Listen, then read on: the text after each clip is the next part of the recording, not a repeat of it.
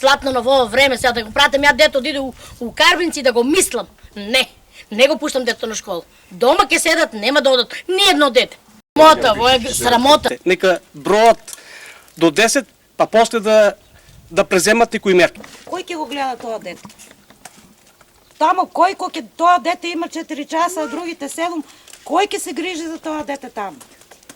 Како можат од прво оделение да го затварат школата? Гнев и револт кај родителите во карбинското село Крупиште поради нивни информации дека од 1 септември нивното подрачно училиште би можело да стави клуч на врата.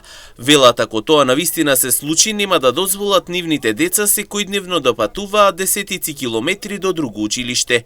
Тврдат дека училиштето е изградено со големи маки и трудот на нивните предци, кои по уништувањето на селото во 1944 година за време на војната повторно го изградиле од темел. Родителите тврдат дека во училиштето има доволен број ученици за да продолжи наставата и дека нема причини децата да бидат префрлени во други населени места. 1934 година селото е било уништено и селото било до темел изгорено. Нашите предци, нашите баби, дедовци, што се вие нивни потомци и од ридовите доносиле камења, малтре, сами се организирале и изградиле го ово училиште. Од ово училиште излезеле учен кадар, доктори, научници, професори, адвокати и судии, спортисти и ред други области.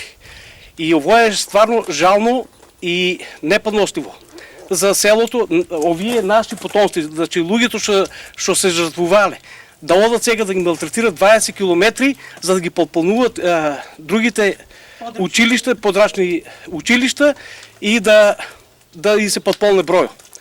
Значи неприфатливо и не е адекватно нашите деца да трпат такви, да кажем, тортури. Мали деца да се малтретират по 20 километри, да патуват до Карбинци и до Штип и не е добро. Родителите велат дека немаат доверба децата да ги пуштаат во друго училиште.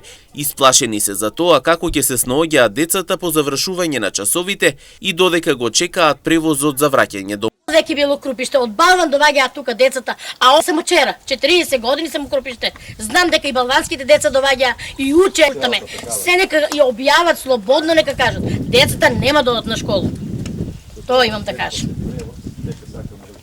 Децата на 1 септември нема да ги пуштаме у друго школо. У ово, ако не, ќе штрајкуваме од 1 до 9. Значи имаме создание дека ќе било до 5. На нас во школо од стари роднини, пријатели ние, кажуваат ни дека е старо школо и школото мора да функционира од 1 до 9. Ако не, ќе штрајкуваме и нема никој да оде на школа. Ни нашите деца нема да одат, ама и на општина Карбинци нема ни едно дете, ќе одеме пред школите, нема да одат на школа. Пред 2 години имаше закиднапирање на деца. Ние нашите ако ги пратиме во Карбинци, кој ќе биде одговорен? Кој ќе гарантира за нашите деца? Никој. Ние сум мисли цела ден на работа, дома и да ги мислиме децата? Не. Нема да одат од 1 септември во Карбинци само тука. Инаку во вчерашната изјава, градоначалникот на општина Карбинци Виктор Паунов ги демантираше информациите дека училиштето ќе биде затворено. Тој вели дека подрачното училиште во селото Крупиште ќе продолжи да работи со една комбинирана паралелка и покрај намалениот број на ученици. Ова е неточна информација. Подрачното основно училиште во селото Крупиште ќе продолжи да функционира, иако е опфатено со дел од оптимизацијата, затоа што е намален бројот на деца, но ова училиште ќе продолжи да работи со една паралелка во оделенската настава, затоа што бројот на деца во ова населено место во ово училиште изнесува под 10 или поточно број 9 деца од 1 до 5 оделение и го исполнува условот за една комбинирана паралелка, така што ова училиште ќе продолжи да работи. Родителите остануваат на ставот дека ќе продолжат да бараат училиштето да работи без промени, додека од општината уверуваат дека наставата ќе продолжи и во новата учебна година.